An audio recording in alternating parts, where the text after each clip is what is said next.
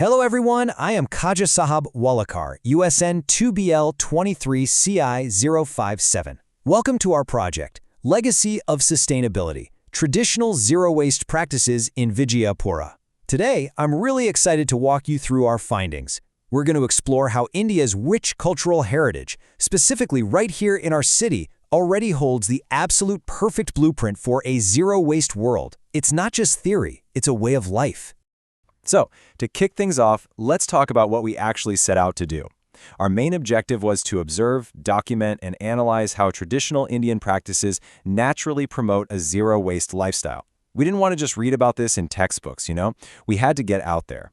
So we tracked our field study footprint across 3 major cultural hubs right here in Vijayapura: the local vegetable market, traditional households, and the temple environments. We systematically collected geotagged primary data just to see this ancestral eco-intelligence in action. To truly understand the roots of these practices, our team started right at the Siddheshwara temple, and this was fascinating. During our field study, we actually had an audio interaction with the temple pujari. Listening directly to him, we learned all about the deep-seated customs that enforce both simplicity and a really profound respect for natural resources. What became immediately clear to us is that sustainability in the space isn't some modern added chore. It is an invisible, completely natural part of the tradition itself.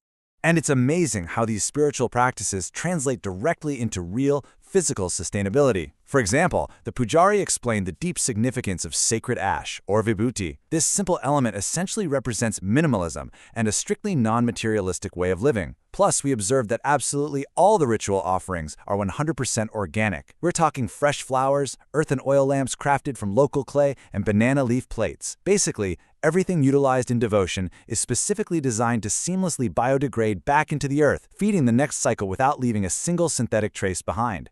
But you see, sustainability here isn't solely spiritual. It's heavily social, too.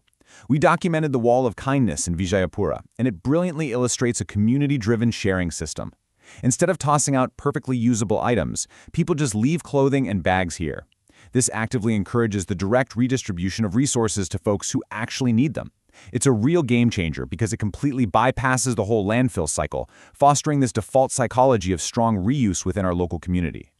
And that mindset, it extends far beyond just clothing.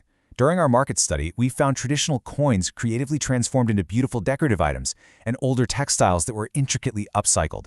The core philosophy is that old materials are never simply discarded. They're continually repurposed. Highlighting this is absolutely crucial for our project because it shows a drastic reduction in waste generation.